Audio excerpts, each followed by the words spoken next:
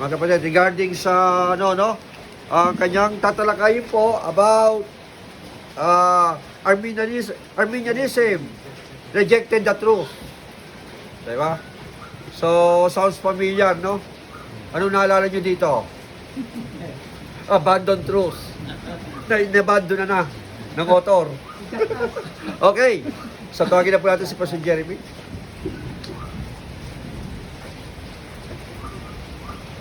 Okay, maraming salamat, Pastor Dan. Salamat din sa Panginoon dahil sa hapon na ito, ang ating gawain ay kahit wala tayong power, ay hindi po maantala, tuloy-tuloy po tayo. Talakayin ang mga bagay na dapat talakayin. Pagtuunang pansin ang mga bagay na bigyang pansin. At saka i-discuss yung mga bagay na dapat i-discuss upang ang bawat isa sa atin ay hindi mapunta sa maling landas o maling akala. Diba? So, maraming mga bagay na hindi na pinansin ng iba, kaya napunta sa mali. So, ngayong hapon, ang topic ko ay tungkol sa Arminianism. Arminians rejected the truth. So, may mahalagang bagay dito na dapat natin na pagbigyang halaga, yung truth po. Dahil yun po ang pinaka basis natin kung matawag tayo na tagasunod ni Kristo kapag tayo ay nasa truth. Dahil kapag ang isang mananampalataya ay wala na sa truth, ay mahirap po. No? Hindi po natin matawag na genuine yung belief niya o pananalig niya kang Kristo. So, ngayong hapon, talakayin natin unang-una, ano ba yung Arminianism?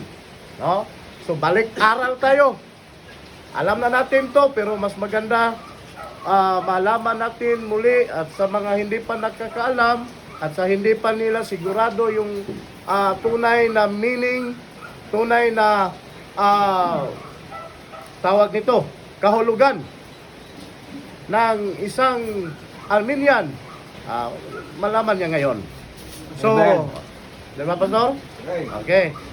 So, meron din tayong mga bersikulo, mga scripture na mo support sa ating topic sa hapon na ito.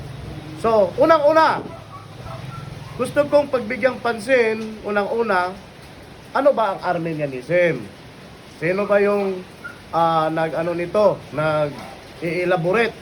Sino ba yung naging unang tao na naging nagpalaganap nito?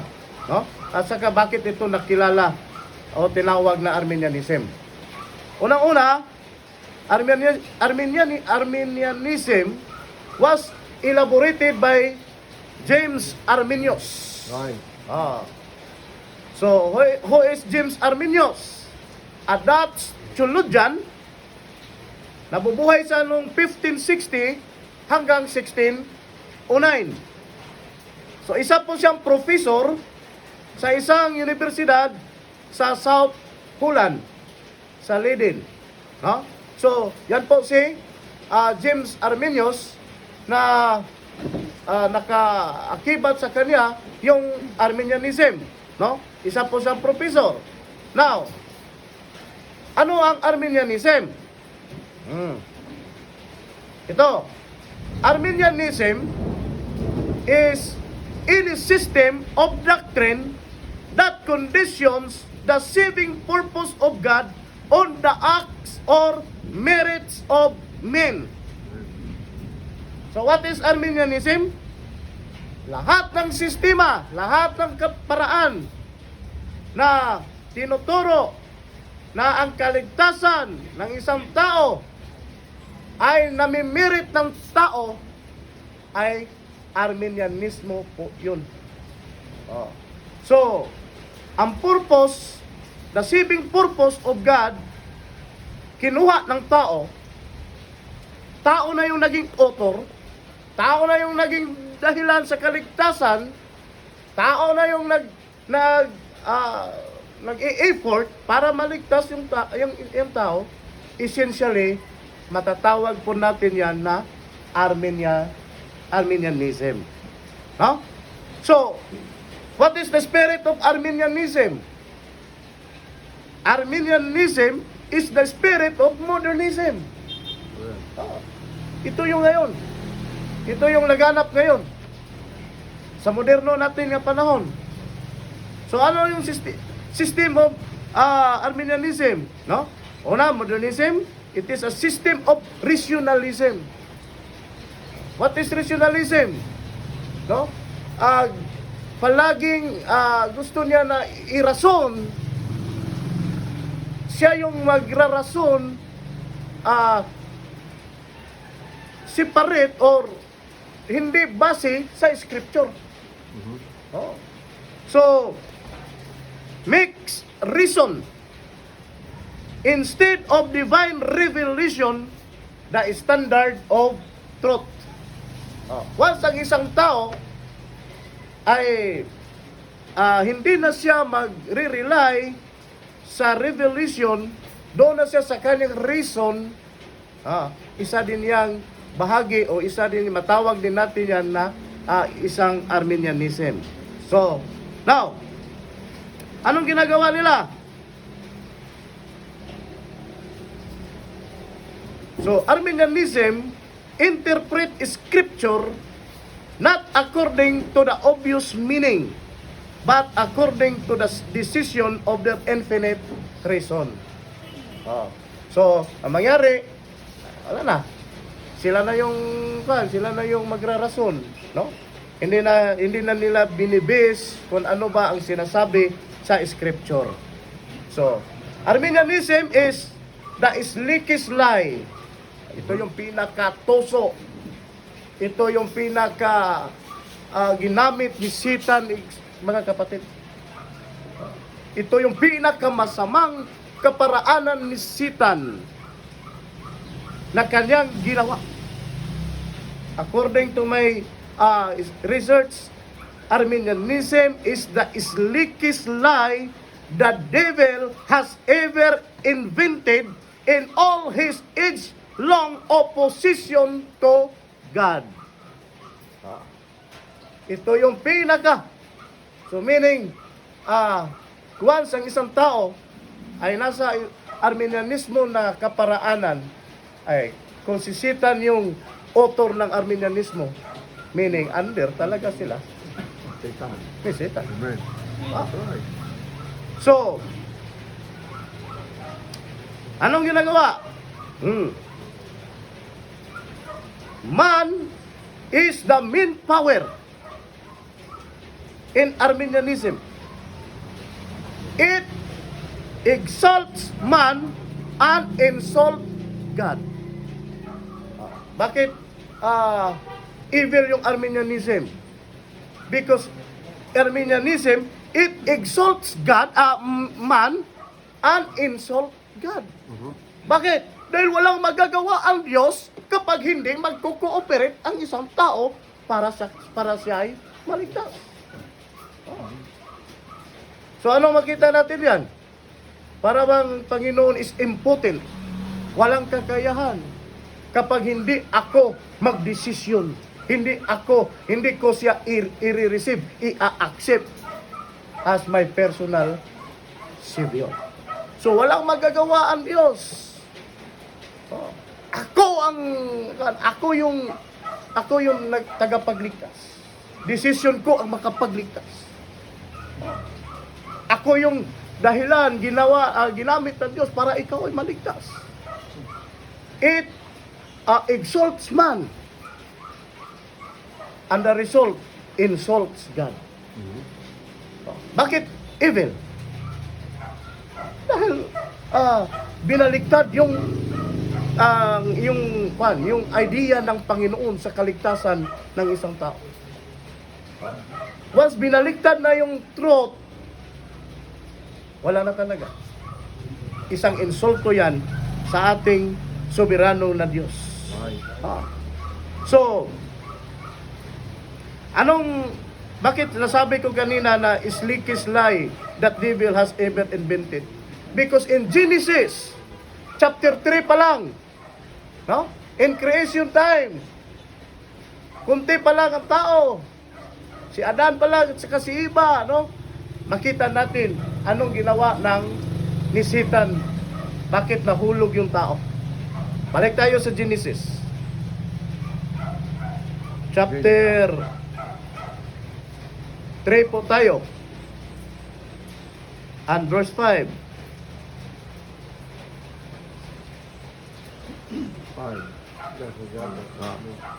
Ano sabi dito? For God doth know that in the day ye eat thereof, then your eyes shall be open. No? So, ano yung sabi ni Satan dito? Ha? Oh? Kay hingbaluan sa Dios. Sa Bisaya pa. Nga sa adlaw nga kamo mukaon. Oh? Kung saan mahitabo, giun sa pag reverse ni Satan. Ang truth igsoon. Sabi ni Satan, kay hingbaluan sa Dios nga sa adlaw nga kamo mukaon nini, mga buka ang inyong mga mata. Oh. Your eyes shall be open. Meaning, rejecting the truth and looking for other truth igsoon. So, yun yung pinakaunang ginawa ni Satan. Pangalawa, dito pa rin sa verse 5, sa baba, sabi dito, and ye shall be as gods. Anong sabi dito ni Satan? Sa Bisaya, sabi niya dito, mahimo kamo nga sama sa Diyos. Yun yung pinakagusto ng tao. Kaya yung isa nagtago dahil sa 10 million na patong. Dahil kiniklaim niya yun ngayon nga siya yung may-ari ng mundo, siya yung kaligtasan. Nasaan na yung tagapagligtas? So, isa yan sa pinaka slickest lie ni Satan. Ye shall be as gods. Meaning, rejecting God's authority. Rejecting God and making oneself the supreme God. So, mawala yung pagkasoberano ng Diyos kapag ang isang tao ay mananatiling nasa Arminianismo na paniniwala, mga kapatid. Kaya tayo po ay manindigan, no? Tayo ay patuloy na nanindigan that Arminianism still evil. Kahit yung iba, wala na, tinatanggal na nila yung the evil of Arminianism. Kaya nga hindi na sana magpunta doon sa nangyaring conference noong 2023 si Renard. Bakit?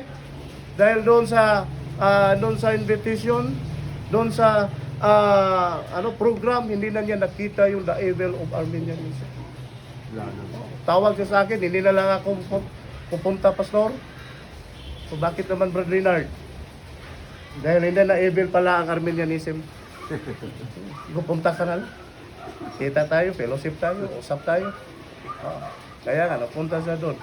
Nauna siya, kina-question niya yung tungkol doon. So marami akong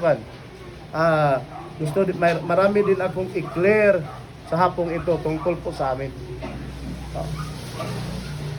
May mga isyu po tungkol sa amin.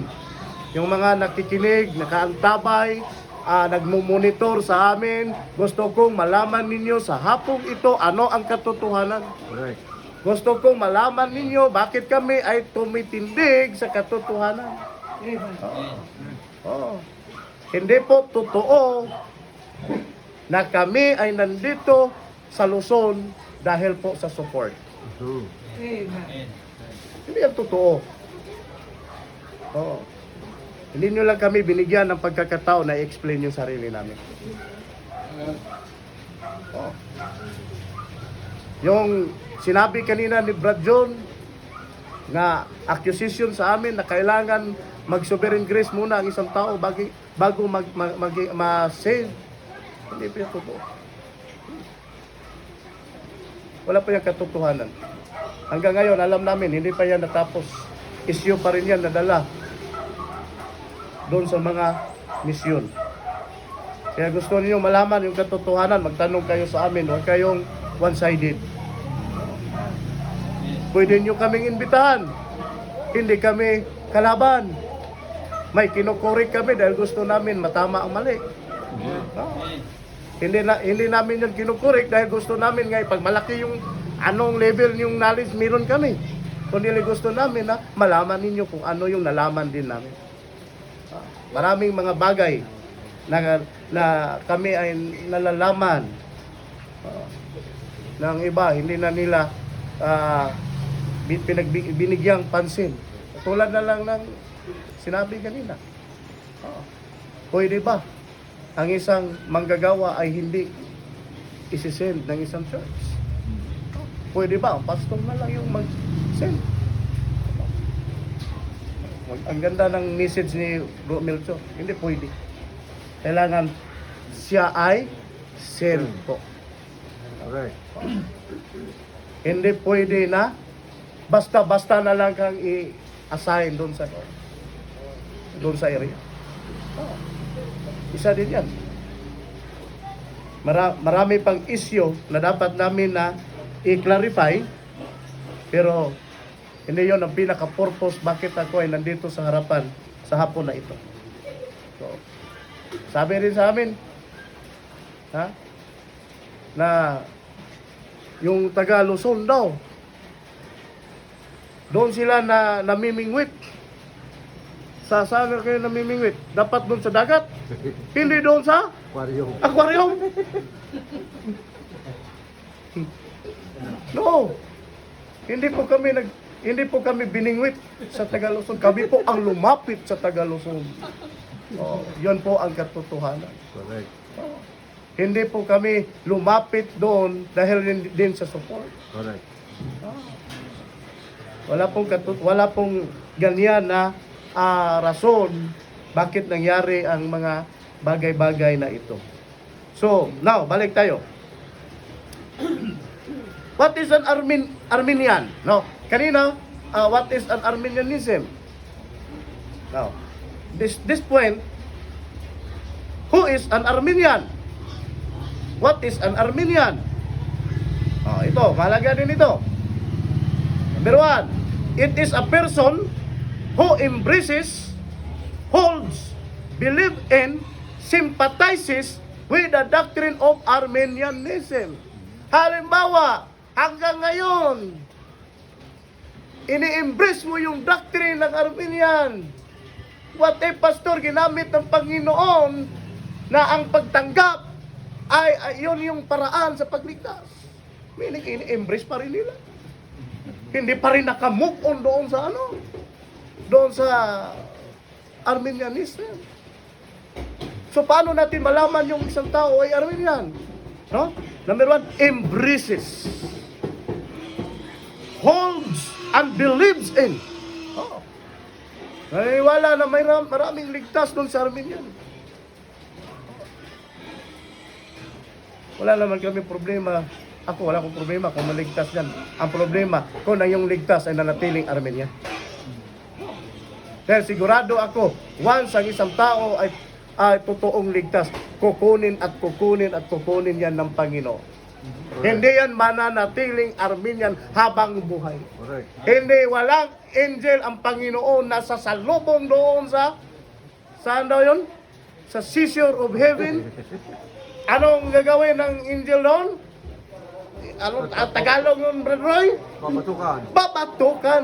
Hindi ka naligtas sa Arminianism, ha? Hindi ka naligtas sa maling aral ng Panginoon. Naligtas ka sa doctrine of grace. Wala pong katuluan ang Panginoon na ganyan. Correct. Kung meron, bakit hindi natin ituturo? Bakit hindi natin tinuro yan? Dahil wala tayong mapabasa. Correct. Kung mayroon lang tayong mapabasa, bakit hindi natin yun i-embrace? Bakit hindi natin ihuhol? Bakit natin nire-reject yan? Dahil kung tayo'y mananatili sa ganyang uri ng pagtuturo, paniniwala, meaning Armenian pa rin tayo. Correct. Sympathizes with the doctrines of Armenianism.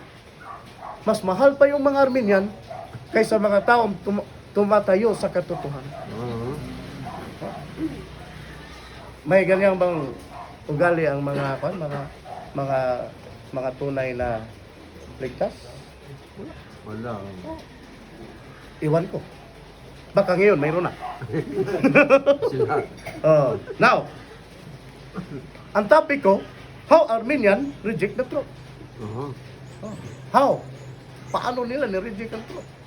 Sa maraming bagay. Uh-huh. Sa maraming kadahilanan. Sa maraming pagkakataon, ang isang Armenian ay ni-reject niya ang katotohanan, mga kapatid. Hindi lang sa isang bagay. Napakaraming bagay. No? Sa hapong ito, kung talakayin natin lahat-lahat yan, hanggang magdamag siguro, hindi matapos tong topic na ito. Oh. Yung how Armenian rejected the truth. Ang dami po. Pero yung mga salient points lang, yung mga mahalagang bagay lang yung pagbigyan natin ngayon. No? Pero para hindi naman ubos yung time natin. Right. Sige, now, isang bagay. With regards to their God, God of Armenian, their God is not the same with our God. Why? Because our God is a sovereign God. Right. But the God of Armenian is what? If our God is sovereign, the God of Armenian is not Sovereign. sovereign. Walang magagawa yung Panginoon ng Armenian kung walang gagawin ang tao. With regards pa lang yan sa Panginoon natin. So, ano sabi ng mga Armenian? Sinners go to hell because God Almighty Himself could not save them. Sinong sinisisi ng Armenian? Bakit ang daming napunta doon sa impyerno? Dahil daw ang Panginoon nila ay hindi sila kayang iligtas. Yon ba yung Panginoon na sa Biblia? No. Our God saved whom He pleases. Sino yung gusto? No? Sino yung bigyan ng favor ng Panginoon? Mercy. Ililigtas ng Panginoon. So, the Christ of Armenian is pleading. Nagpakilooy. Begging. And knocking at the door of people's heart. Nagpakilooy yung taablihan ko ni Roy. Hindi nyo kong kasulod, Roy. Kung kaloy yung taon ko, gusto tikang luwason. Kung saan man ako pagluwas, kadili magkamuaple. Mo ba na ang Diyos? No? Na nasa Biblia? Yun ba yan ang sovereign God na pinanula natin? Na nagmamakaawa? Kung meron kayong Panginoon o Kristo na ganyan, hindi yan ang Kristo sa Biblia. Right. Ano sabi nila? The Christ of Armenian is pleading, begging, and knocking at the heart of people's heart, trying to gain entrance. Gusto niya sanang makapasok. Ginamit nila yung Revelation 3 verse 20. But Christ in the scripture opens the heart of His elect by irresistible grace. Good. Ano yung kaibahan sa Christ ng Armenian?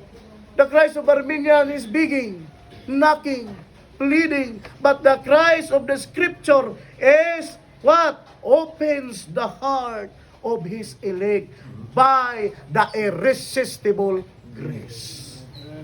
And that is what happened to Lydia, the seller of purple.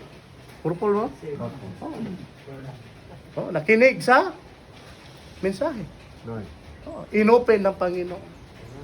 Oh. Ang Panginoon po ang mag-open. Hindi po ang tao ang mag-open upang ang Panginoon ay magkaroon ng entrance doon sa ating puso. Bakit ni-reject natin yung ano nila, yung belief nila? Dahil ang Panginoon nila ay hindi sovereign. Bakit tinatawag natin yan na evil? Dahil hindi yan ang katotohanan, hindi yan ang tunay na tinuro ng Biblia. So kung pwede, yun ang tinuro, bakit hindi din natin tinuro? Kaya hindi natin tinuro dahil yan ay hindi po tinuro ng Scripture. So, another, Arminian teach that Christ did not actually save anyone by His death on the cross. Ano sabi nila? Hindi daw iniligtas ni Kristo yung mga taong kanyang sinasakripisyuhan doon sa cross. Anong nagkaroon lang? Huh? They say He died to provide salvation for each and everyone. No? Ialagay mo ang salvation nga possible. Hindi niya siniguro ang kaligtasan ng tao. Yun yung sabi ng Arminian. Pero anong sabi pa nila? No? Kailangan daw nga at gawin natin do our part. Aron nga ang work ni Kristo hindi maging vain. So, kini nga klase sa tao admit that there will be many in hell for whom Christ died. Daghang mga tao na nandun sa mapunta sa impyerno na kasali sa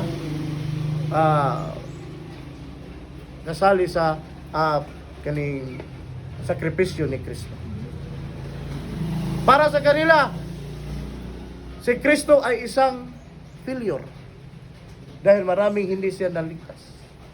Who lost a great many of the ones for whom He died.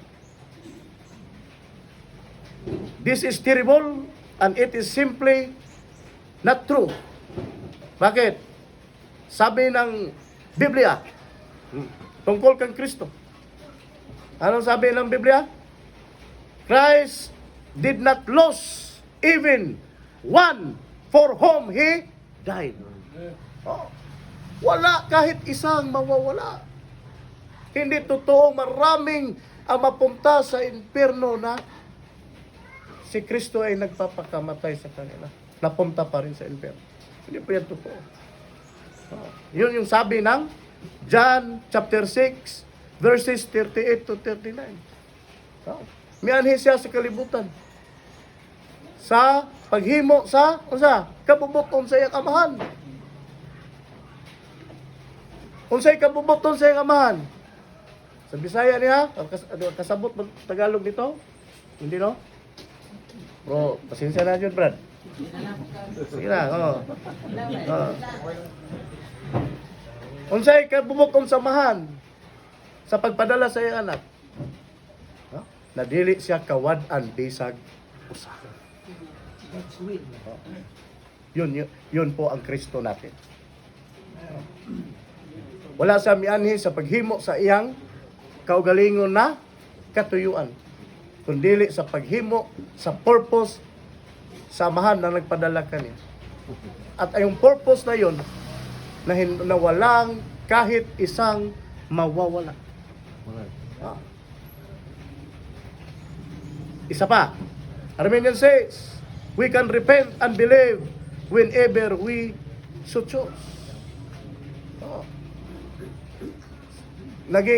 Ang tao daw ay siya ang maging author, siya yung part daw yan ng tao, ang pag-repent at saka pag-believe. Yun yung sabi ni Pastor Felix sa akin. Actually, si Pastor Felix is more than 40 years po yan naging pastor. At sa 40 years na naging pastor siya, sabi niya sa akin, na doon daw dati, mayroong part ang tao sa kaligtasan. Dahil ang tao daw ang author ng, yung faith and repentance. Parte daw yan ng tao. Ano daw yan? Parang contribution ng tao sa kanyang kaligtasan. Kailangan niyang mag-repent, kailangan niyang mag-believe. Sinuod mo po na, importante mo po na.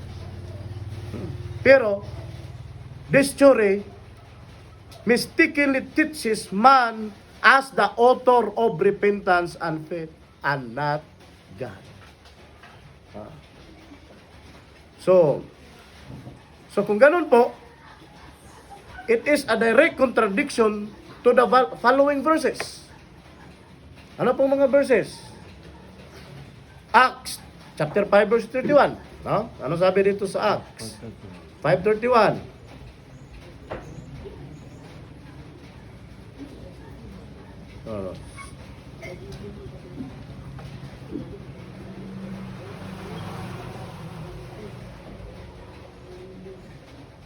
Sabi dito, him with God exalted with his right hand to be a prince of and a savior, for to give repentance to Israel and forgiveness of sin. So sino daw yung magbigay ng pagkakataon para ang isang tao ay makapag-repent? Ang Panginoon po. Gift po yun. Biyaya po ng Panginoon kung ang isang tao siya po ay makapag-repent at saka siya po ay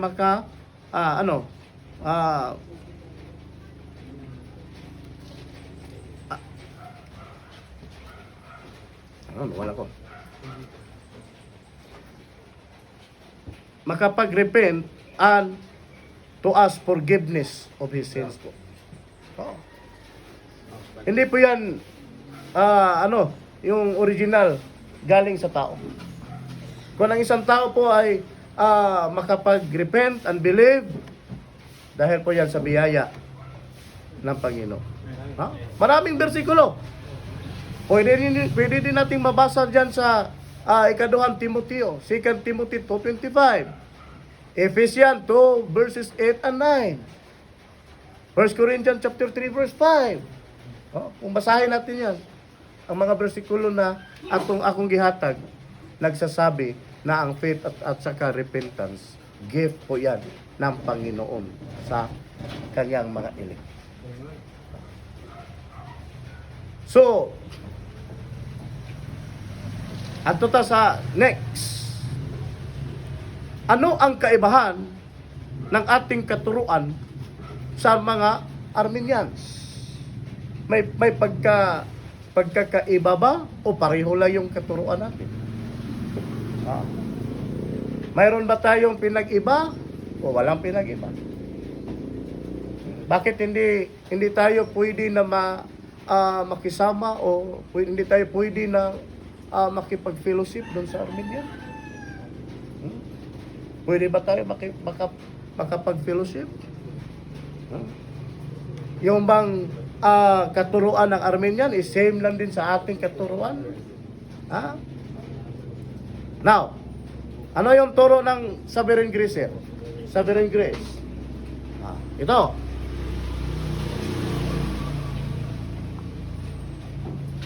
Sovereign Grace magnify God's sovereignty.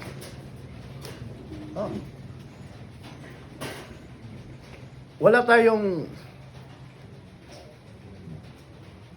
ibang intention kundi ato ang mag-glorify ang Panginoon. Bakit iba tayo sa Armenian? Dahil ang Armenian is ang paglilingkod ng Armenian ay base sa kanyang kakayahan, pagalingan. Inalis ang kalulatian ng Diyos. Kinuha yung kaluwalhatian, kinuha yung glory ng Panginoon. Pero sa tunay na save, sa tunay na sovereign grace, magnify God's sovereignty. So, ang lahat ng glory ay sa Diyos po, sa Panginoon po. Pero doon sa Armenian, no? Inalis ang kaluwalhatian ng Diyos at binigay, kinuha ng tao. Glory to me. Yung sabi kanina, yung sabi ni Pastor Richard, na yung mga politician, yung pinaka-example ng tawag nun. So, kung magbigay ay malaking tarpaulin, makita yung mukha. So ang glory na dapat sa Panginoon ay kinuha ng tao. So, sunod. The glory sa atin, the glory of the gospel is always focused on the Lord and not on men. But in Armenian practices, secularism, materialism, worldly, and fleshly. Paramihan, palakihan ng simbahan, paramihan ng mga mission work. Pero sa tunay, sa atin, no? The glory of the gospel is always focused on the Lord. Bakit hindi tayo pwede na makisama sa kanila? Bakit maturing natin ang ating sarili, ang ating tinatayuan ay iba sa kanila? No? Dahil hindi po katulad sa kanila ang ating pananampalataya at saka ang ating katuruan. Now, sa type of worship,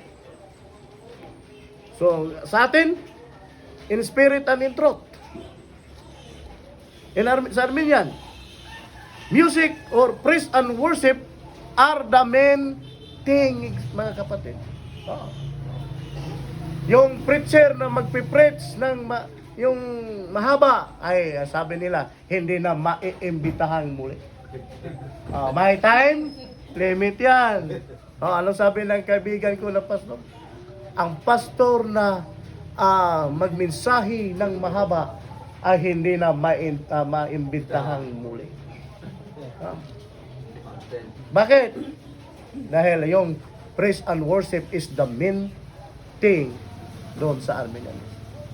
Sa atin, yung talakay ng katotohanan ang pinaka center sa atin. Sunod, sa mga pastors, sa mga manggagawa, sa mga deacons, ano yung katuruan natin? Once immoral, automatic disqualified yan. Doon sa Armenian, ay kahit immoral, pwedeng magpastor yan. So bakit hindi tayo Armenian? Dahil hindi tayo katulad ng katuruan ng kaparaanan So doon sa kanila wala na yung immorality. Kahit immoral, pwede na yan. Pero sa atin hindi pwede. Isa pa, ito yung isa sa pinaka malaga. So, issue ng truth para sa atin is a big difference. Mahalagang bagay talaga ang issue ng truth, mga kapatid. Sa kanila, hindi na importante ang truth. Basta, united in Christ. Why? Doctrines divides. Para sa kanila, Christ unites.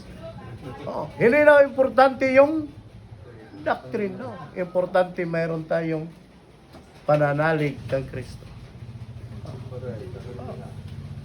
So para sa atin, hindi po mahalaga ang katotohanan. Mahalaga ang doctrine. Dahil doon sa doctrine minamagnify natin kung sino si Kristo sa ating buhay. Now, are we going to consider their salvation as genuine? Matawag ba natin na genuine yung salvation ng isang Armenian? Matawag ba natin na tunay? Matawag ba natin yan na long lasting, eternal?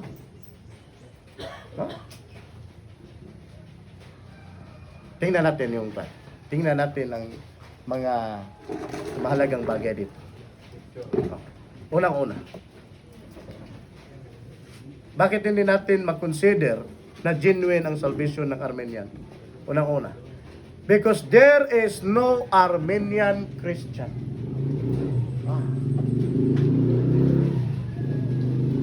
Kung isang tao, sabi niya, Christian siya, tapos natili siyang Armenian, hindi po siya tunay na Christian. Bakit? Hindi matawag na genuine. Yung sabi natin kanina. Patutunayan pa natin ngayon. No? So, there is no Armenian Christian. You cannot be a real Christian and remain to be an Armenian. Dili pwede na mahimo kang tunay na Kristiyano at saka na natili kang Armenian. Who is an Armenian? Embraces, holds, and believes the doctrines of Armenians. So kung hindi ka nakaalis doon sa sneaky line ng evil, hindi po tayo matawag na genuine Christian. Hindi po tayo matawag na genuine yung salvation. Kaya po, against po tayo na pwede o matawag na brother yung mga Armenian.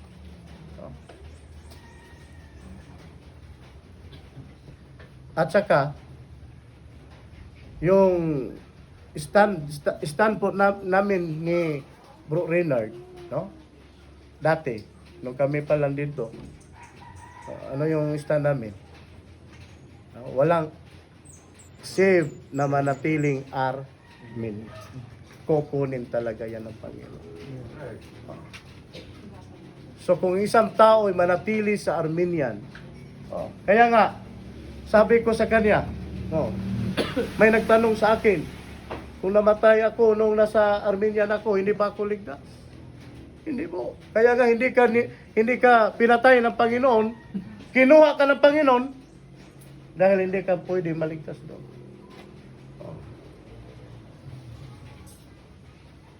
Sa kanila, pwede daw. So, there is no Armenian Christian. May mga elect doon sa Armenian at ako'y naniniwala na aalis din yun. Once marinig nila ang tamang aral at boses ng Panginoon. Nandyan pa lang nandyan sila ngayon sa Armenian, yung sa kabila, kasi hindi pa nila narinig ang ang tamang aral at boses ng Panginoon. Kaya nga kinuha tayo mula sa doon sa Armenian pa tayo kasi narinig natin ang tama at saka tamang aral at boses ng Panginoon. John 10:27. Anong sabi doon? My sheep hear my voice, and I know them, and they follow me. So ano pong karakteristik ng isang sheep, ng isang karniro, ng isang tupa? Sabi po ni Kristo, hear my voice. Hindi po yan makikinig sa boses ng hindi tunay na tagapagbantay. Dahil naniwala po tayo na ang mga karniro hindi po pwede kambing ang magbabantay. hindi po pwede na doon siya makikinig sa boses ng kambing. Oh.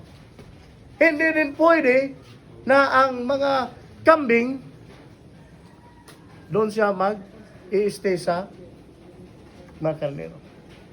Hindi pwede. Oh. So, ang isa sa mga karakteristik ng tunay na karnero, tunay na tupa, no? Siya ay nakikinig sa boses. Kaninong boses? Sa boses ng shepherd lang po. Oh, hindi po boses ng Armenian preacher. Now, reasons why an Armenian cannot be saved. If saved, will not remain an Armenian. Marami pong reason. Bakit po ang isang Armenian ay hindi sila ma-consider na genuine yung salvation nila, yung kaligtasan nila?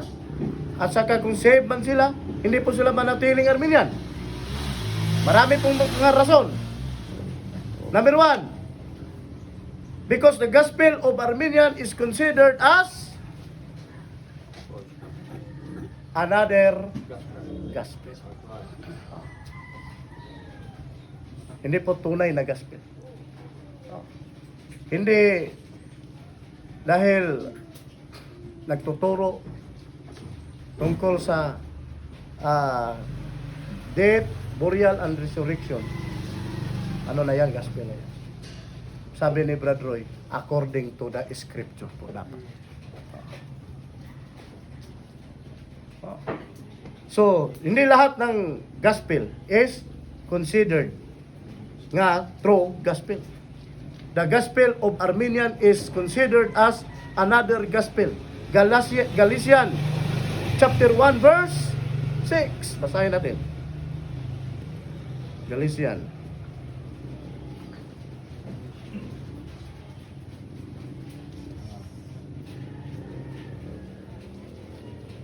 Verse 6. Sabi dito, I marvel that ye are so soon removed from him that called you into the grace of Christ unto another gospel. Mayroon pong another gospel. Hindi po iisara ang gospel. Hindi po ang gospel ng Armenian at saka gospel natin ay iisa. Paano natin masabi na hindi Armenian? Kung hindi base sa scripture. So, bakit kino-consider natin that Armenian gospel is another gospel? Because the content of this gospel is with enticing words of man's wisdom. Anong enticing word? Kung sa Bisaya pa, ulog-ulog. Tawhanon nga paagi. Gigamitan og kaalam sa tao. Gigamitan og arithmetic. Systematic na paagi. Mayroong mga tawhanon nga paagi na ini-insert doon sa kanilang presentation sa gospel. Sino yung iniligtas? Lumapit kayo sa akin. Sino yung hindi gusto mapunta sa impyerno? Di ba mainit ang kalayo?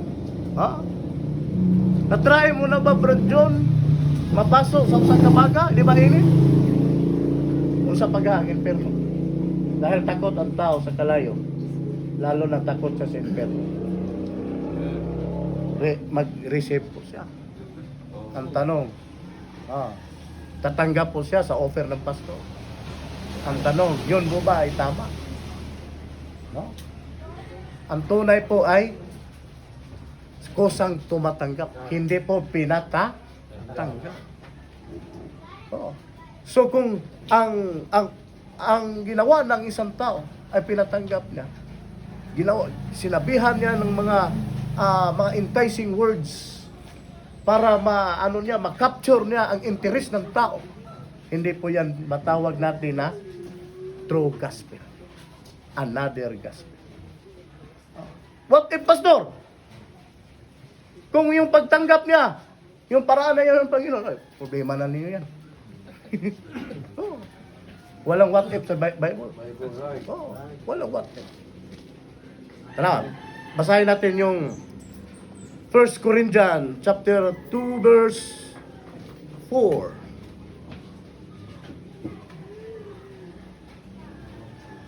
First Corinthians.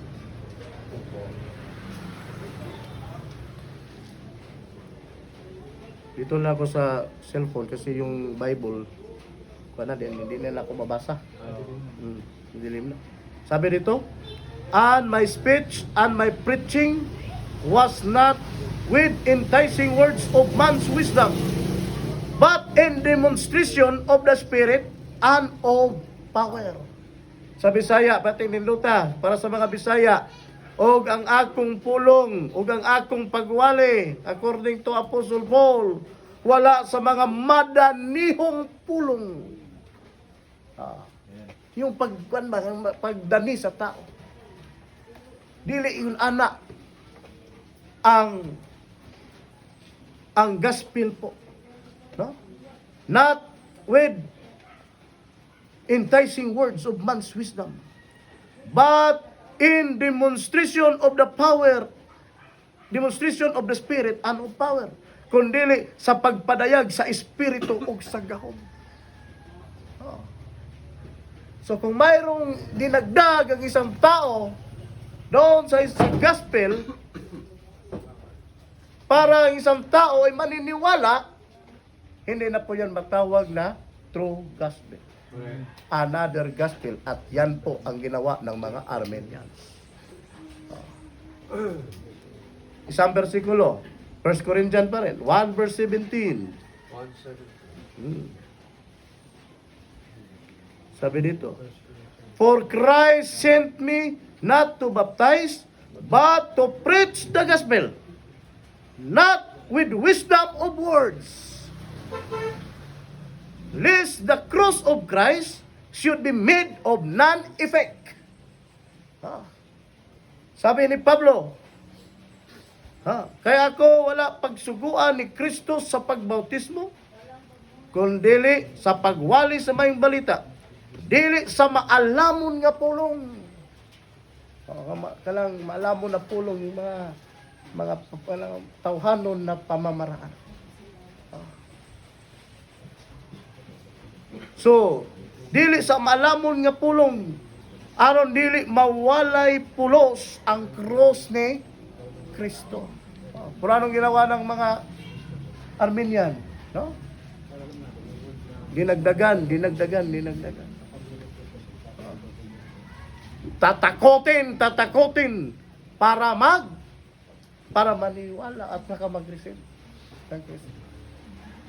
Sabi ni Apostol Pablo, no? Dili sa maalamon nga polo. Kaya kung kaluy-an sa Diyos ang pagwali sa maayong balita, tapos may ilik nga nakikinig, katulad ni Lydia, i-open po ng Panginoon ang heart niya para i-receive niya yung katotohanan. Ganon po ang ating Panginoon. Next, reasons pa rin why an Armenian cannot be saved. Because Armenian gospel, first, Armenian gospel is considered as another gospel. Second, Armenian gospel is perverted gospel.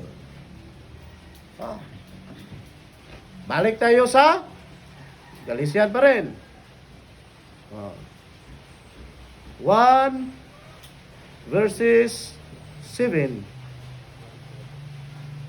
hanggang 9. Sabi dito, which is not another, but there be some that trouble you, and would pervert the gospel of Christ. Unsa daw? balit aron ang maayong balita ni Kristo. Ginatwist. Iniba ang gospel ni Kristo. So, ano sabi dito? Nga dili man laing maayong balita kun dili nga may uban nga naga paghubot kaninyo og buot nila nga balit aron ang maayong balita ni Kristo. Binago ang true essence sa gospel, sa tunay na gospel. May dinagdag, may kinuha.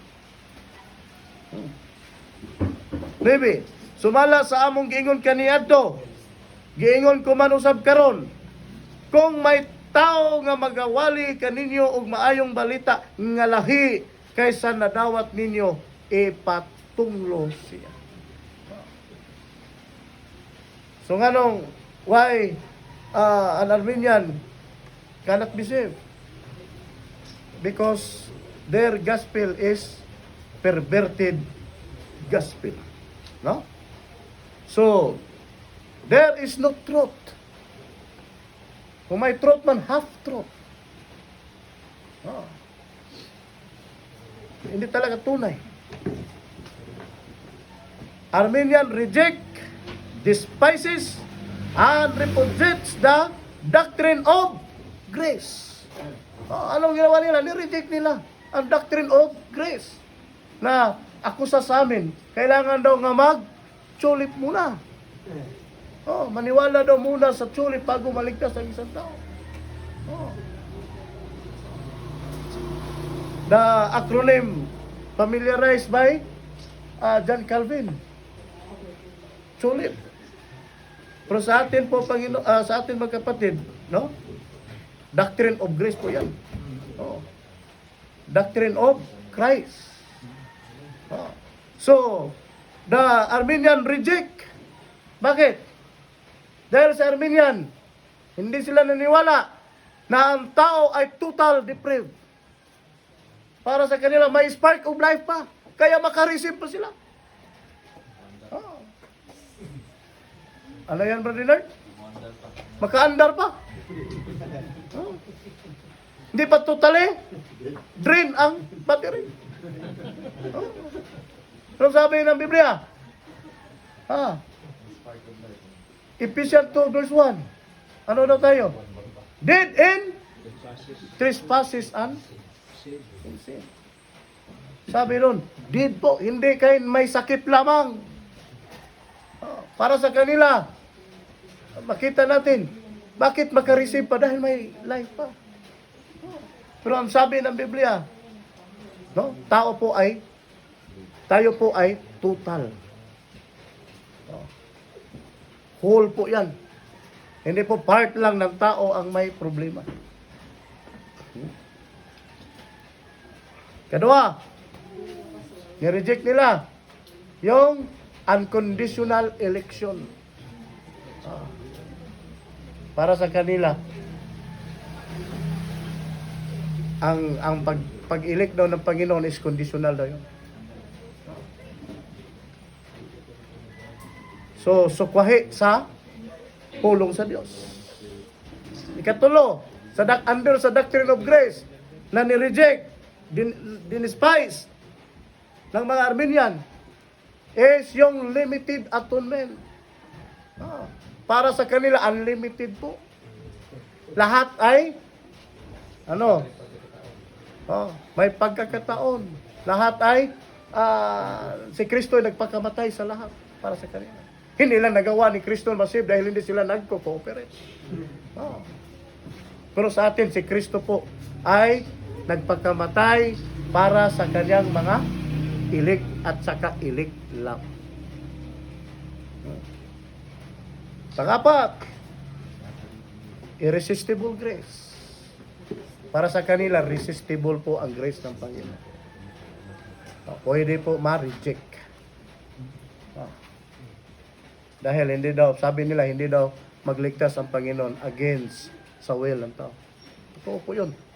Kaya nga, sa Salmo 110 verse 3, ginawa ng Panginoon na willing ang isang tao sa day ng kanyang power. Oh. Hindi po na dinadrag. Kung sa Bisaya pa, wala na ginapugos. Gihimo niya nga willing. Tagaan og bag-o nga kasing-kasing. Ilisa ng kasing-kasing na batuon. Oh, dili tong kasing-kasing nga magpabilin nga batuon. Ihatagan og bag-o nga kasing-kasing. Katapusan under sa doctrine of grace na ni-reject. Yung preservation and perseverance of the saint. So, yon po ang mga doctrine of grace na inuhold natin na ni-reject ng nasa Armenian. So, man's salvation depends upon his own decision or choice. Para sa kanila, si Kristo, wala talaga. Walang magawa. Kung hindi mag-cooperate ang isang tao. Now, ato ta sa kunti na lang. Malapit na tayo. Kung ang gospel ng Armenian is perverted, consider na another gospel, what is the true gospel? So ito po yun. Ito po isa sa pinakamalagang matalakay. Bakit kung matawag natin na perverted or another gospel, ang Armenian gospel, now, adto ta sa conclusion. Final. When? What is the true gospel? So, the true gospel is the gospel of the grace of God. Oh. Based po sa Acts chapter 20 verse 24. Oh. This is the true gospel that God uses in the saving of His elect. The gospel of the grace of God. Hindi po yung perverted at saka yung another gospel. Hindi po gagamit ang Panginoon para sa ikaliligtas ng kanyang pinili ng mga ganyang klaseng gospel. Mayroon pong tunay na gospel. At yan po ang instrumento ng Panginoon sa pagligtas ng tao. Ang gospel po is gladly received by the elect. Once ang isang elect po ay niregenerate ng Holy Spirit.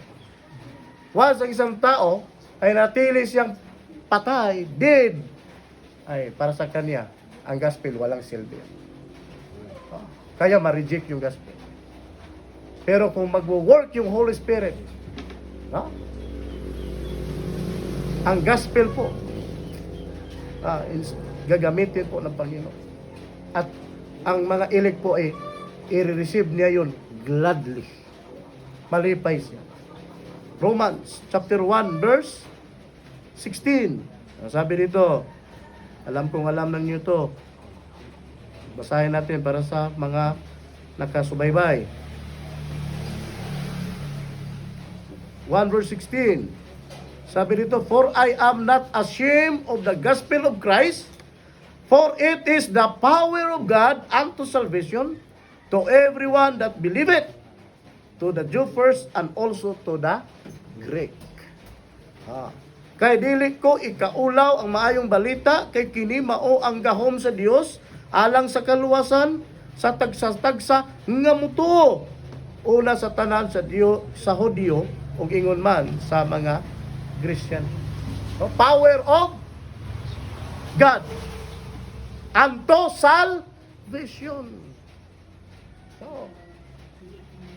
Hindi pa pwede maligtas ang isang tao without the gospel. Cholip lang, hindi po enough. Sabi ni Brad John. Hindi yan enough. Maraming mga tao nagbibilib sa tulip na hindi safe. Yung head knowledge. Alam nila yung tulip.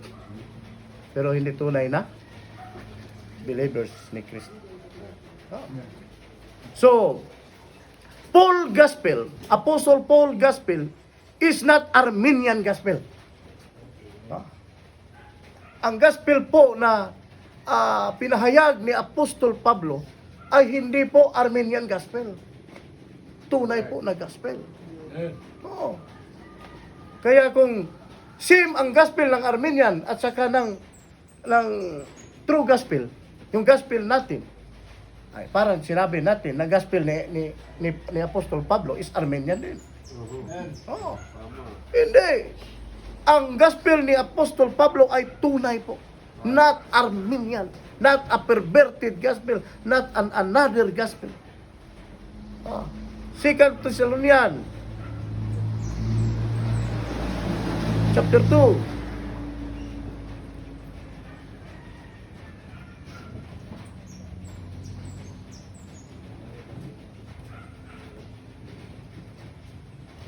Hanggang 14. Sabi dito, but we are bound to give thanks always to God for you, brethren, beloved of the Lord, because God had made from the beginning chosen you to salvation through sanctification of the Spirit and belief of the truth.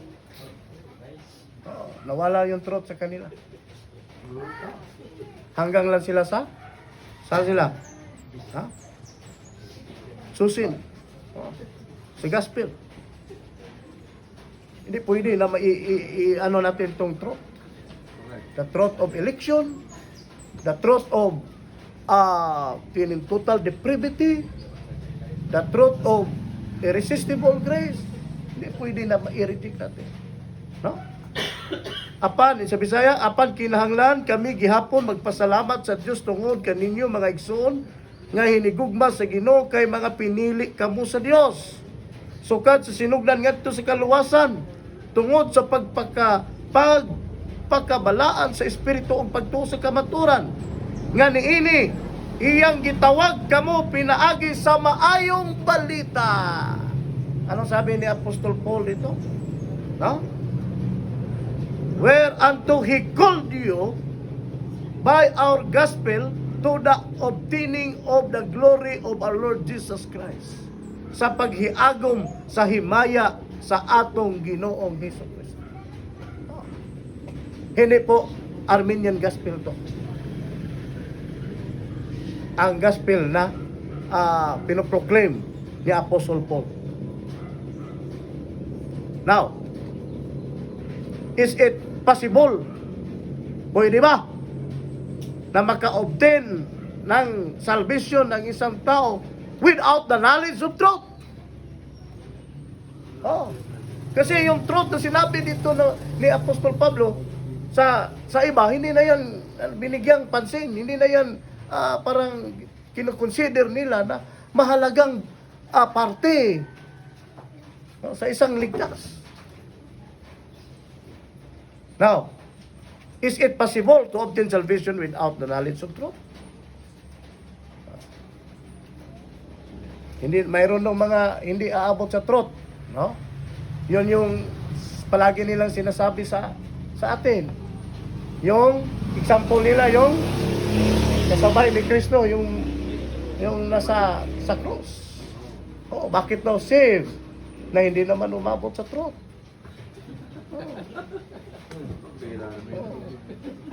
Sa palagay ninyo, palagay natin, hindi ba umabot sa truth? Katabi niya yung truth. Sabi ni Kristo, sa John 14 verse 6, I am the truth. I am the life. Ano? I am the way, the truth, and the life. Sino yung truth? Sino katabi yung hindi umabot sa truth, katabi na niya. Tayo yung malayo, hindi tayo nakaabot kay Kristo. Pero dahil sa pananalig natin kay Kristo, pinoproclaim natin ang truth ni Christ. Ligtas yun. Malaligtas daw, hindi umabot sa truth. Elizabeth na ipako. Oh, kalukuhan. Oh. Di ba? Hindi daw umabot, hindi daw naturuan ng sulip. Bakit daw naligtas yun? Oh. Turuan pa yan?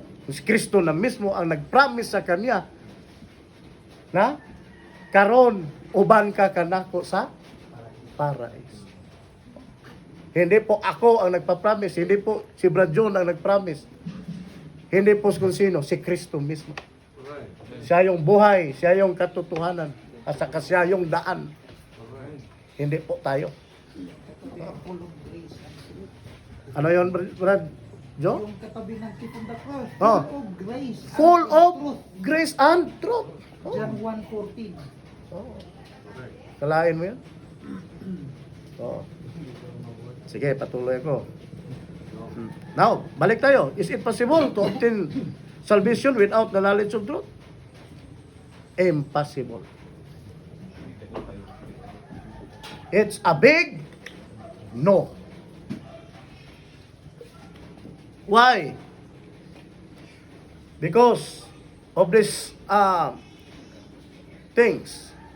Number one, truth must be received. Oh, dapat po i-receive natin yung katotohanan. Hindi po tayo mag-object, hindi tayo mag-reject sa katotohanan. Ang tunay po na ligtas ay ni-receive niya yung katotohanan sa kanyang kaligtasan. Na wala tayong magagawa kung wala si Kristo. At yun po ang katotohanan. Dahil tayo ay dead spiritual. So anong ginawa ng mga Armenian? Receive not the truth.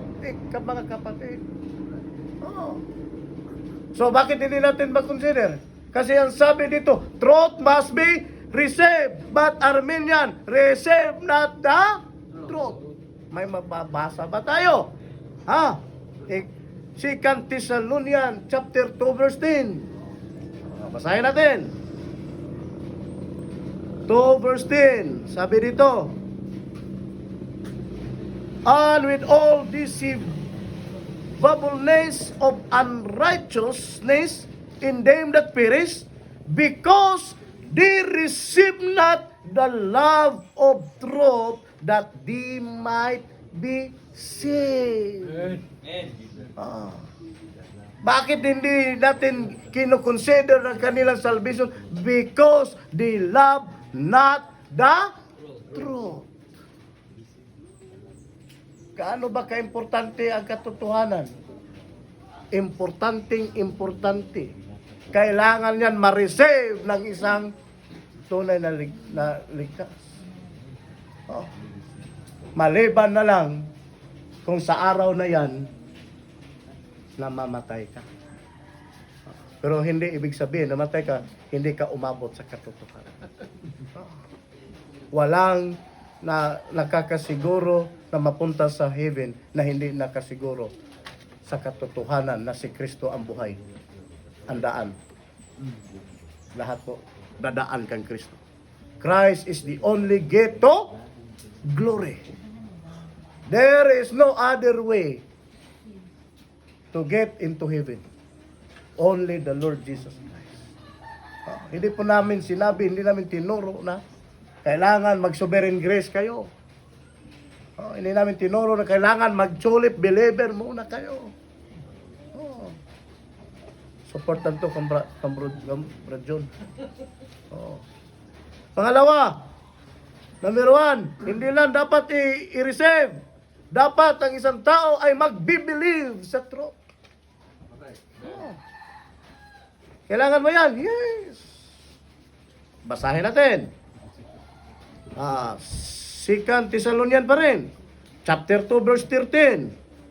Sabi dito, apan kinahanglan kami gihapon magpasalamat sa Dios tungod kaninyo mga igsoon nga hinigugma sa Ginoo kay mga pinili kamo sa Dios sukad sa sinugdan ngadto sa kaluwasan tungod sa pagkabalaan sa espiritu o pagtuo sa kamatuoran. Di jud pwede nang isang katao igsoon dili siya moabot into believing the truth. Pero anong nangyari sa mga Armenian?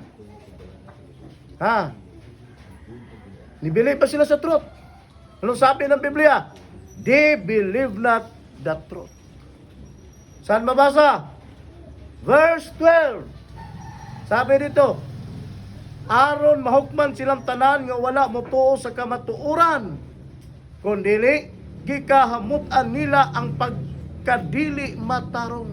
Anong sabi sa English? That they are all might be damned who believe not the truth. Sino po yung madadam dito? Kinsay mahukman? Mga unbeliever. Yung hindi naniniwala sa katotohanan. Sabi nila, bakit ang pinaniwalaan namin dito hindi ba katotohanan? Half truth po yan. May nabasa ako na isang writer, beware of 1%. 99%, sabi ng isang writer, parang truth yan. Beware of that 1%. Ano yung 1%? Ang kaligtasan ay nasa desisyon ng tao. Kahit yung 99% is tama, pero yung isa ay mali. Mali talaga. So, dapat po, anong dapat? Believe that truth. Pangatlo, unang-una, dapat i-receive, i-believe. Pangatlo, i-acknowledge. Oo. Imuhangas kung sa Bisaya pa, imong ilhon. Oo. Dili kay imong i-deny. Oo. So, importante ba ang pag-acknowledge? Yes. 2 Timothy verse 2 at chapter 2. Lubos-lubosin ko na ito, Pastor. Okay. Habang may kuryente, Pastor. Habang wala pang kurente. 2 Timothy 2 verse 25. Ano sabi dito? So, in meekness, instructing those that oppose themselves, if God peradventure will give them repentance to the acknowledging of the truth. Ha? Sa pag-ila sa kamatuoran. Dili jud pwede nga dili ilhon ang kamatuoran. Bakit hindi natin kinukonsider na genuine? Tunay? Ha? Sabi nung book nabasa ko, hindi daw lahat na nagsidlak bulawan.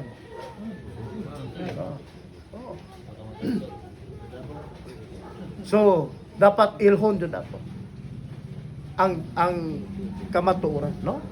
So ano ang ginawa ng mga Armenian? They resist the truth, mga igsoon. Wala nila gi-acknowledge. Hindi nila in-acknowledge ang katotohanan. 2 Timothy 3 verse 18. 2 Timothy 3 verse 8.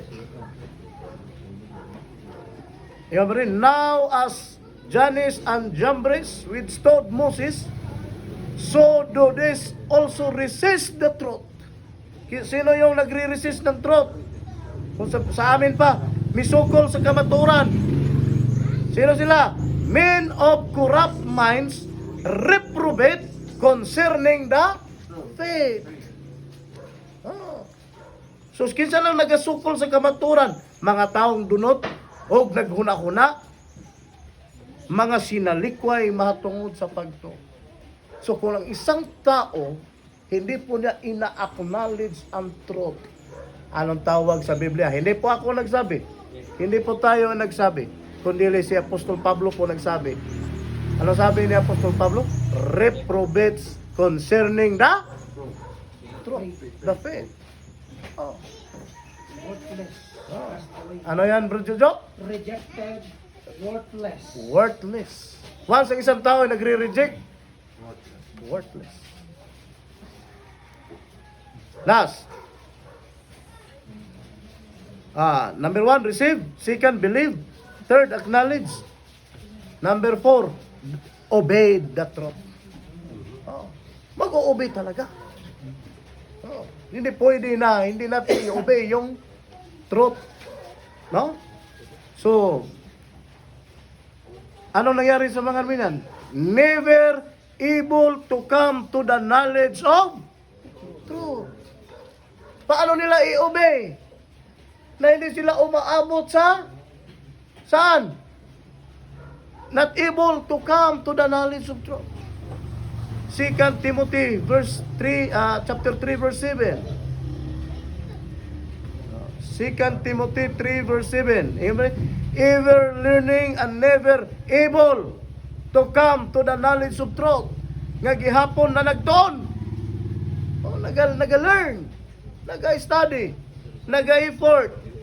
Apan dili gayud makakabot sa pag-ila sa kamatuoran. Now, genuine. Hindi genuine. Kasi hindi umaabot, hindi nakaabot sa pag-ila sa kamatuoran. They turn away their errors from the truth, mga kapatid. 2 Timothy verse 4, chapter 4, verse 4. Sabi dito, and they shall turn away their errors from the truth, and shall be turned unto fables. Ano daw yung mga Armenian?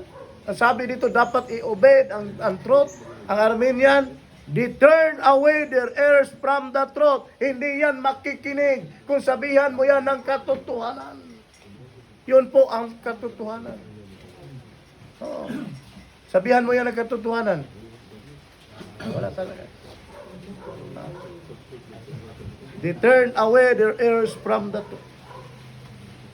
Para sa kanila, kung sabihan natin sila sa katotohanan, tayo pa yung masama. Yun yung ebidensya makikita natin sa kanila.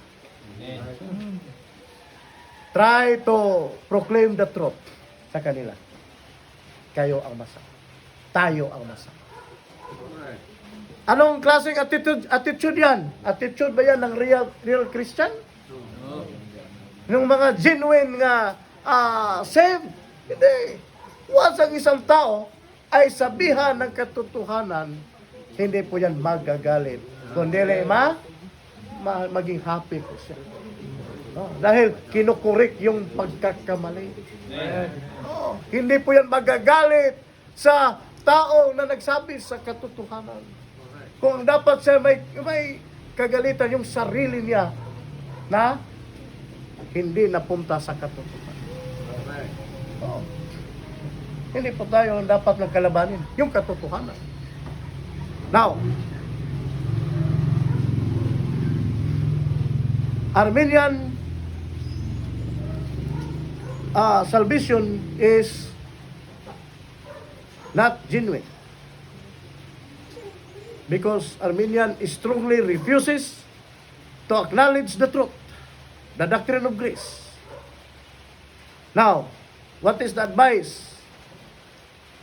In 1 John chapter 4 verse 1, ito po yung advice. Hindi lang sa kanila, pati sa atin, sa ating lahat. 1 John chapter 4 verse 1. Sabi dito, Beloved, believe not every spirit, but try the spirits whether they are of God, because many false prophets are gone out into the world. So ano ang advice sa atin dito? Sabi dito,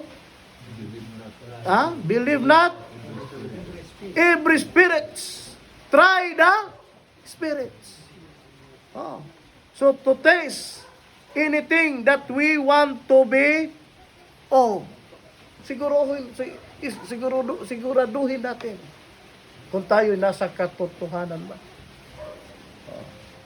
Kaya nga, happy ako kasi ang taga Luzon nakapunta, ang taga Visayas nakapunta. Hindi po yan dahil sa fruits, Dahil po yan sa katotohanan. Amen. Oo. Ang laking gasto, no? Pagpunta dito. Oo. Kung prutas lang, sus, ilang kilo na kaya mabili nila doon sa... Oo. Makakain pa yung mga pamilya nila. Oo. Pero bakit kailangan nilang magsakripisyo financially? Dahil po yan sa...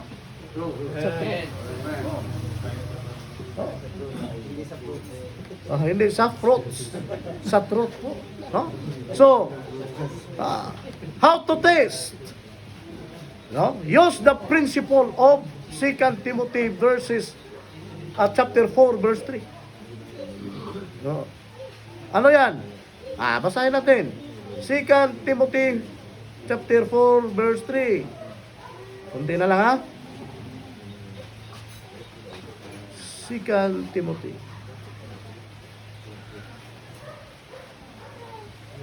4 verse 3. Ito yung sabi. For the time will come when they will not endure sound doctrine, but after their own lusts shall they heap to themselves teachers having itching ears.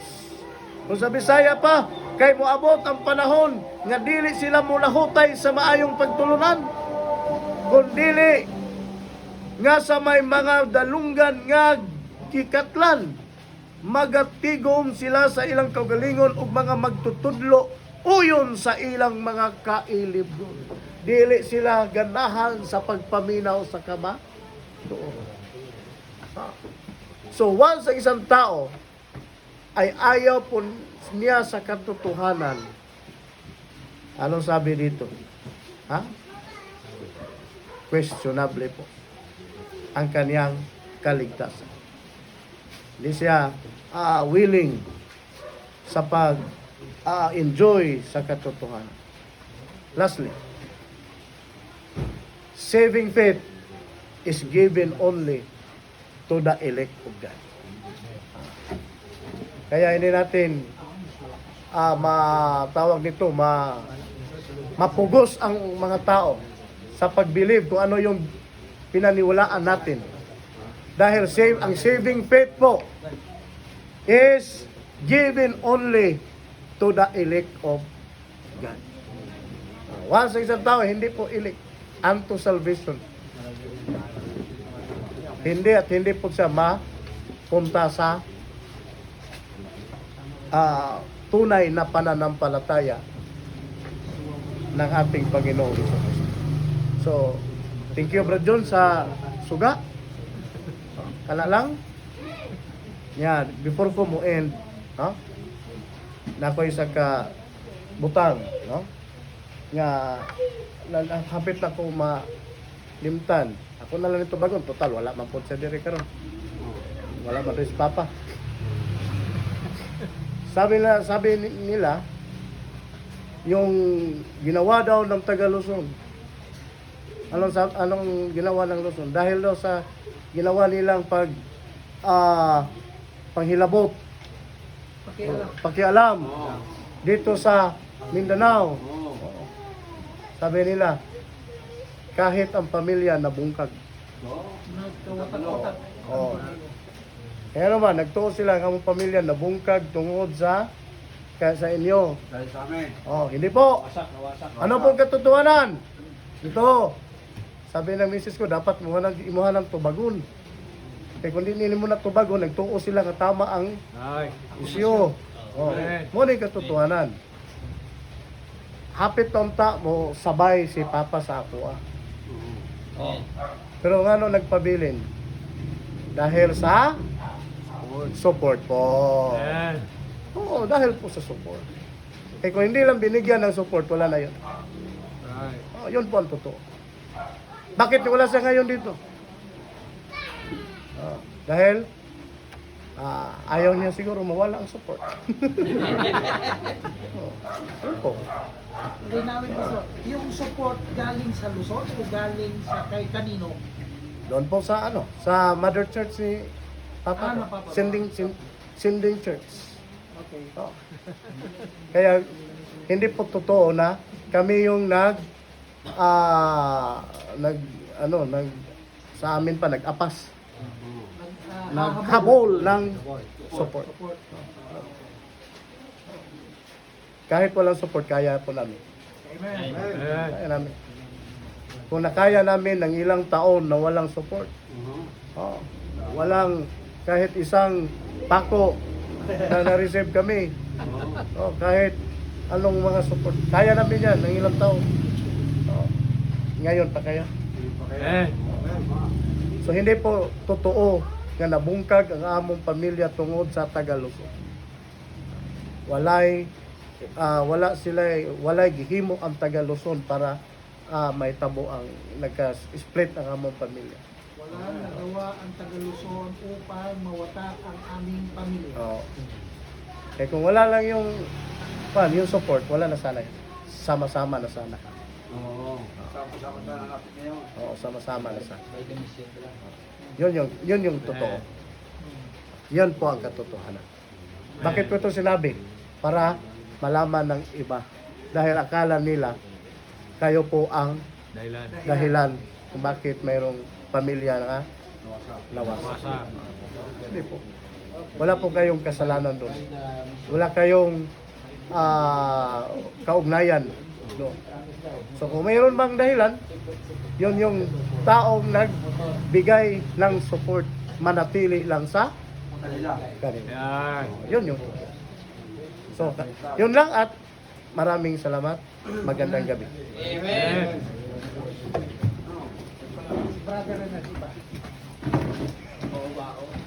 Okay, so yan po. So, pero naman natin ang microphone. Tayo ay medyo Akala ko magpo-confess din. okay po. So, salamat po Pastor Jeremy at naliwanagan tayo, no? Doon sa issue na yon. Okay, so hindi namin alam yun na. Kami pala ay napaghihinalaan na kaya sumama sa amin sila Pastor Jeremy gawa support. Sakto na, wala naman pa kami pa support. Kung kayo nakatagay ng 11 years na walang support di ba? Kaya pa kayo pumunta sa amin, di ba? So yon, no? Pero ang totoo po niya, mga kapatid, dahil sa doktrina nagkakaisa po tayo, no? Dahil sa truth, yun po lang yun. So tayo united in truth, hindi sa united in Arminianism. So yun ang tama, no, mga kapinamahal. Kasi kung tayo naka-public naman, Pilipinas natin truth, pawang katotohanan lamang, pawang katotohanan lamang. O yun po, mga minamahal. Tayo nagagalak na tayo pa nga yung we bring food, we bring preachers, walang foreign support.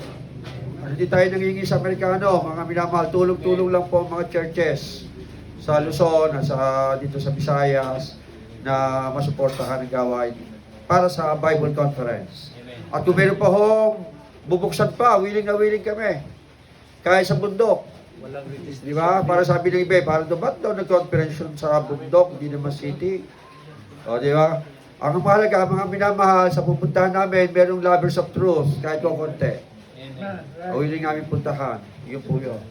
Kaya kung lobby na pa, 2005, kung sa Marawi, pupuntahan namin.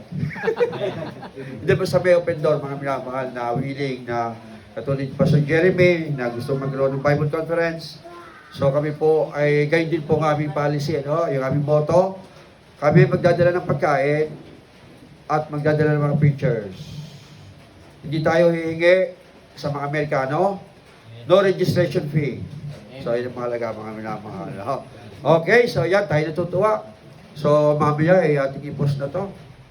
Sa YouTube para yung pala yung katotohanan, mga minamahal, na hindi namin alam na kami pala yung dahilan ng pagkawasak ng mga pamilya. So yun, accusation. That's a false accusation, mga minamahal. Mga kapatid. Sabutan nyo din pa sa Jeremy, ha? At nalaman natin po kung ano talaga yung pakay natin dito, mga kapatid. Di lamang po ang ating gusto sa mga umiibig sa katotohanan, magsama-sama tayo. Yun lang naman ang dahilan na, kaya tayo nagkakasama-sama dyan sa truth, di po ba?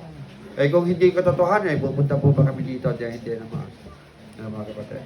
Okay, so yan, no, yung program natin bukas, mga kapatid, meron tayong 4 pa na speakers, no?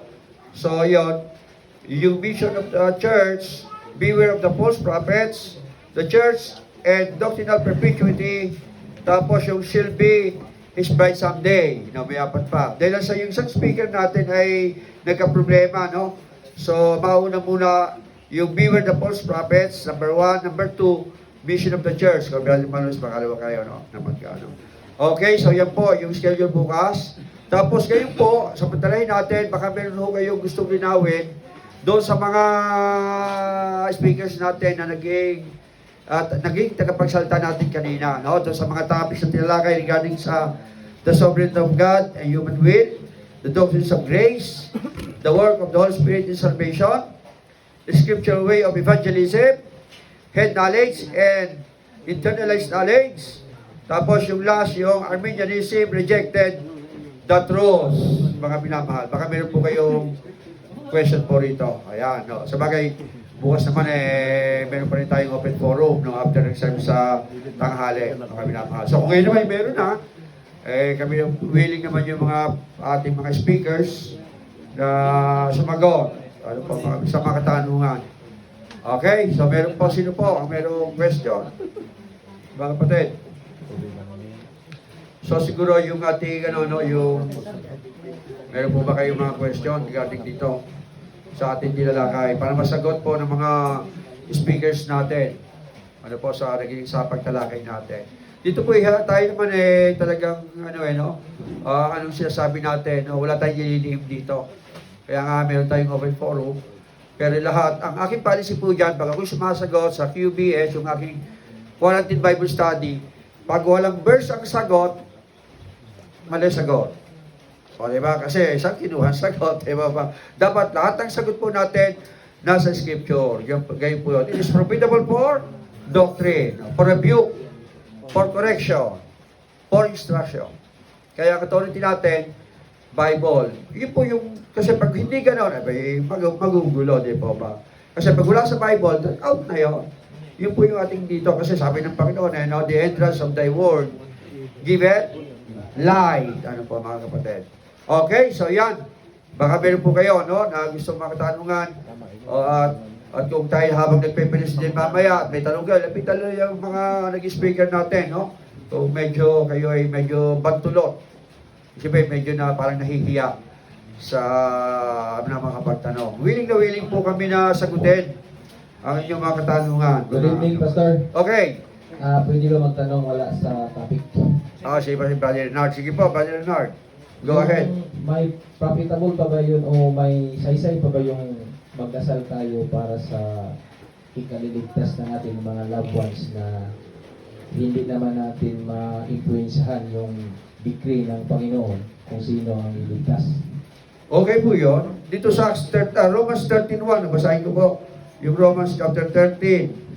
Sabi ni Pablo sa atin sa Romans chapter 13 and verse 1. No? Ito kanyang panalangin, mga minamahal.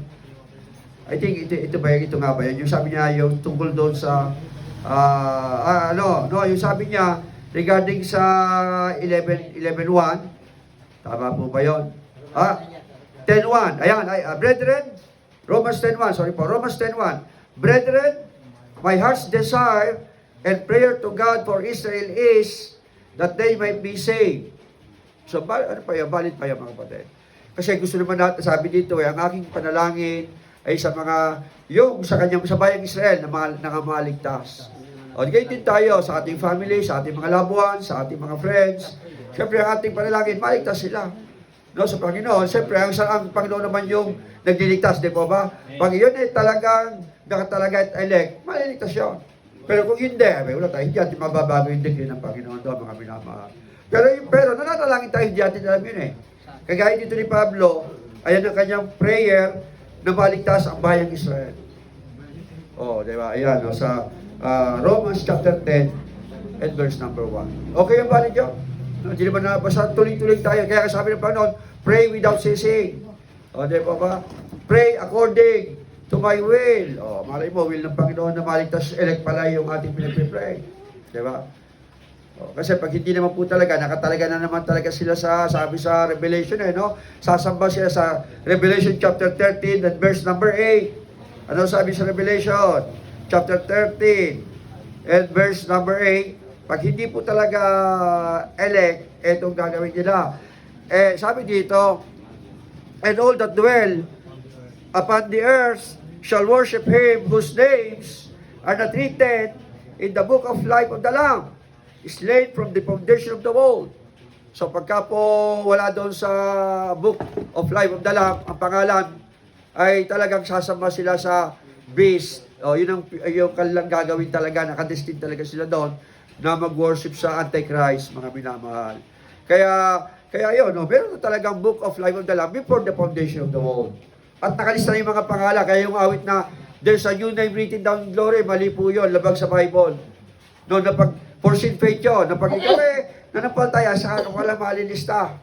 Di ba may awit na kayo, there's a new name written down in glory, mali po yun. Revelation 17:8, ito pa yung isang verse natin dyan, no? Sabi sa Revelation chapter 17, and verse number 8, the beast that thou sawest was and is not, and shall ascend out of the bottomless pit, and go into perdition, that they dwell on the earth shall wonder, whose names were not written in the book of life of the Lamb, of the life from the foundation of the world, when they behold the beast that was and is not, and yet is. So kaya sila sumamba doon sa beast, sapagkat ang kanilang mga pangalan ay wala sa aklat ng buhay, na nakalista na before the foundation of the world. No, meron na pong aklat ng mga elect.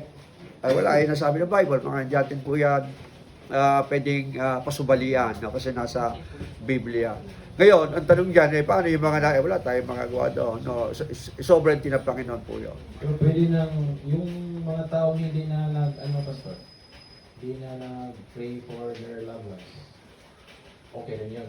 Meron kasi tayo, mga kapatid, meron din sabi bilang watch. Kasi hindi kasi daw, hindi nag-pray si Jesus Christ for salvation for the loved ones. Hindi naman nag-pray, pero may command naman sa atin ng Bible, si Apostle Paul, yung mga mahal natin sa buhay. No, kaya di ba sabi niya believe on the Lord Jesus Christ and thou shalt be saved in thy house. May ganyan mga pangako no. Kaya kasama din ang pamilya natin na dapat na ipapanalangin kahit na nga against sila sa Bible. Kasi syempre, ang katungkulan natin dito talagang habang nabubuhay gawin yung kalooban natin na masyaran sila talaga diba? Pag ayaw na natin sila pupunta sa impyerno. Ngayon, kung nasabi natin sa kanya at ayaw pa nila, wala tayong magagawa. Diba ba? Nasabi na natin lahat. Kasi baka singilin ng Panginoon sa ating yung mga kamayang dugo nila no? Ba't di mo sila siniran? Bakit di mo sila sinabihan? Diba? Ngayon, kung nasabi natin at hindi pa sila naniwala, wala tayong magagawa doon. Para, yun, gano'n. Minsan parang nilalabanan pa nga tayo no? Sa katotohanan, no? Wala tayong magagawa doon. Mga minamahal. So, yun po yun, no? Kasi, talaga, hindi natin alam habang may buhay, may pag-asa si Pablo nga naubod ng sama no? Fellowship sinner nakasumpong pa po ng biyaya. No, mga minamahal. So, tuloy-tuloy lang habang may buhay, may pag-asa. Okay, so yan po. Baka meron kayong question pa po. Meron pa po tayo. Regarding sa topic, alam mo, ang topic ang mga ating mga speaker na sasagutin natin po daw sa mga topic na tinalakay po kanina. Kung meron kayong mga question naman daw. Kaya kung hindi naman po sa topic, okay lang din po yun, mga kapatid. Mga minamahal. So yan, no? Tayo natutuwa na pakaganda yung fellowship natin sa truth, no? Hindi sa kasinungalingan, sa kamalian. No? Bakit Charlie? Kaya tatas ka lang kaya, nag-uunat lang pala, nag-iinat lang pala, no? Nawawa mo ko doon, warm up lang pala, Marami yung tanong mo to. Marami yan. Marami. Nakaimbak. Nakaimbak, mamaya siguro, bukas pa. No? Okay, so yan, no? Tayo kung no? Nakaready na tayo food natin, brother, Pastor Jeremy, okay na ba niyo? Okay na, ayun, nakaready na pala. So yan, tayo alam po bago tayo magtatapos, siyempre manalangin sa food. Pero kung meron pa kayong mga question naman, sayang lang po mga kapatid, hindi makapicture taking kaya tayo ng ganito kadilay, parang hindi. No? Kaya bukas na lang, o bukas. Bukas na lang. Ayusin natin pa dito. Wala naman may uwi ba kayo? Wala, dito tayo matutulog lahat no? Si ano na yata? Sila si Pastor Felix lang. Sila Pastor Felix. Kaya sana makapag-fellowship pa tayo mamaya bago makauwi. Na po, mga kapatid, mga taga. Sa taga-Digos yata, Pastor. Yung taga Digos, uwi din pa kayo, brother, ano kayo? Uwi din kayo, brother Giovanni, pauwi rin kayo ngayon sa Digos. Opo, Pastor. So, ibig sabihin, Sa plano namin, babalik sana kami bukas. oo. Kaso, layo lang.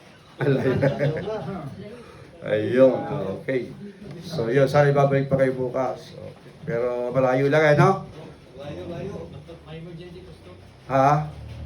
Mga emergent concerns. Okay lang yun. So, sabagay, naka-live naman yan, no? Manawin nyo na lang sa live. Pero gusto namin kayo makasama, no? Talagang tayo sa katotohanan, ako pang sama-sama tayo.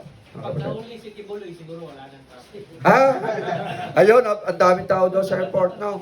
Oh, ang daming pulis. Kaya kagabi din, nakita nyo yung ang daming nagano doon. Yun eh. Doon ba kayo nakaipit sa dana yan? Iba kami ng danan dito. Bumago.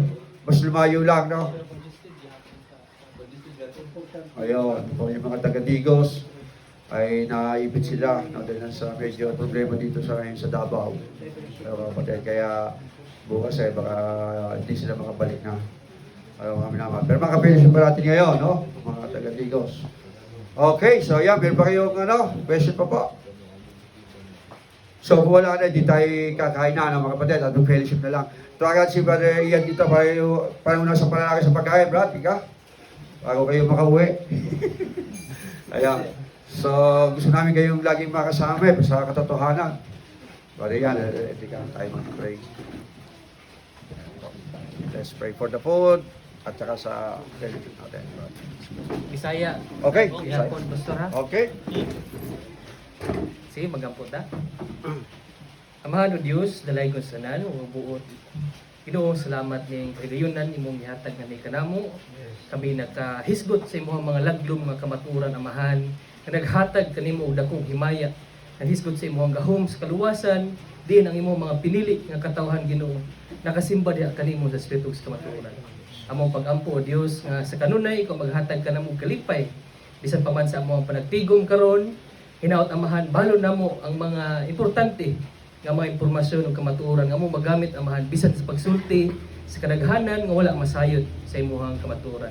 Among pagampo sa amahan nga among pagambitan nga kalanon kanong gabion kini maghatag kanamo og kusog kabaskog kabusganan amahan hinaot nga ang contentment sa among kasing-kasing unahuna magauban gayud sa kanunay. Sa iluha kami amahan sa namong mga dili pagkamatarong ikaw nasayod sa among mga kalapasan busa ikaw magabapa nini magabag-o kanamo sa matag adlaw. Kinamo ang ginaampo diha lamang kang Ginoong Kristo among buhi nga Dios sa manluwas. Amen. Amen. Okay, thank you po. Okay po, sige po, kapatid. Yung pagkain pala yung naka-ready na po. Okay po.